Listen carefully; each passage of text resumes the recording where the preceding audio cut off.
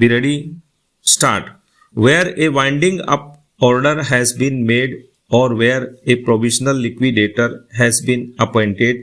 the liquidator or the provisional liquidator, as the case may be, shall take into his custody or under his control all the property, effects, and actionable claims to which the company is or appears to be entitled,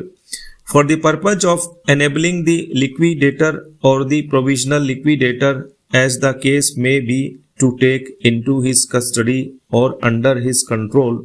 any property, effects, or actionable claims to which the company is or appears to be entitled, the liquidator or the provisional liquidator, as the case may be, may by writing request the chief presidency magistrate or the district magistrate within whose jurisdiction such property, effects, or actionable claims or any books of account or other documents of the company may be found, to take possession thereof,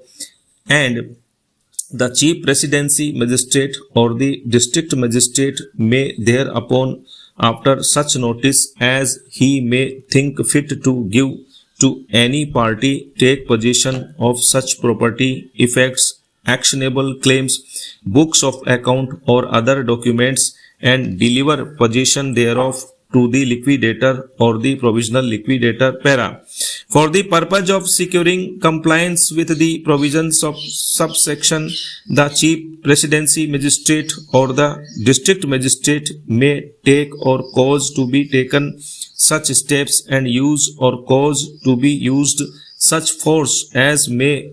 in his opinion be necessary. Section Act, that the tribunal may at any time after making a winding up order require any contributory for the time being on the list of contributories, and any trustee, receiver, banker, agent, officer, or other employees of the company to pay, deliver, surrender, or transfer forthwith or within such time as the tribunal directs to the liquidator any money, property, or books and papers in his custody or under his control to which the company is prima facie entitled, all debts payable on a contingency, and all claims against the company, present or future, certain or contingent, ascertained or sounding only in damages, shall be admissible to proof against the company, a just estimate being made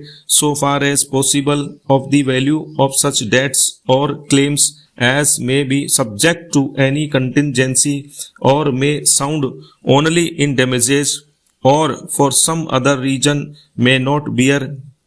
a value. In the winding up of an insolvent company, the same rules shall prevail and be observed with regard to debts provable, the valuation of annuities and future and contingent liabilities, and the respective rights of secured and unsecured creditors as are in force for the time being under the law of insolvency with respect to the estates of persons adjudged insolvent, provided that the security of every secured creditor shall be deemed to be subject to a pari passu charge in favor of the workman to the extent of the workman's portion therein, and where a secured creditor, instead of relinquishing his security and proving his debt, opts to realize his security, the liquidator shall be entitled to represent the workman and enforce such charge. Any amount realized by the liquidator by way of enforcement of such charge shall be applied rateably for the discharge of workman's dues, and so much of the debt due to such secured creditor or could not be realized by him by virtue of the foregoing provisions of his proviso, or the amount of the workman's portion in his security, whichever is less, shall rank pari passu with the workman's dues for the purposes of section 529A. All persons who in any such case would be entitled to prove for and receive dividends out of the assets of the company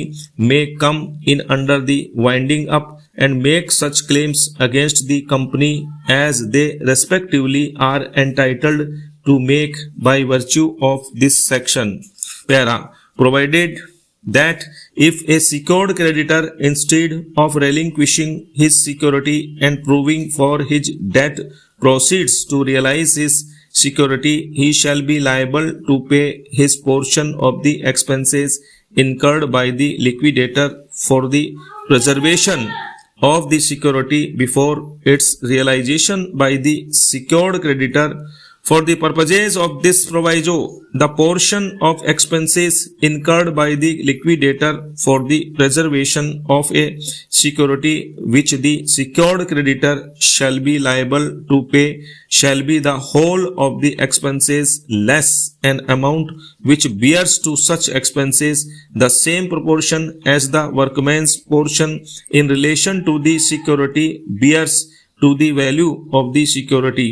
For the purposes of this section, Section 529A and Section 530 mean workmen in relation to a company means the employees of the company, being workmen within the meaning of the Industrial Disputes Act 1947. Workmen's dues in relation to a company means the aggregate of the sums due from the company to its workmen as per the law. Stop.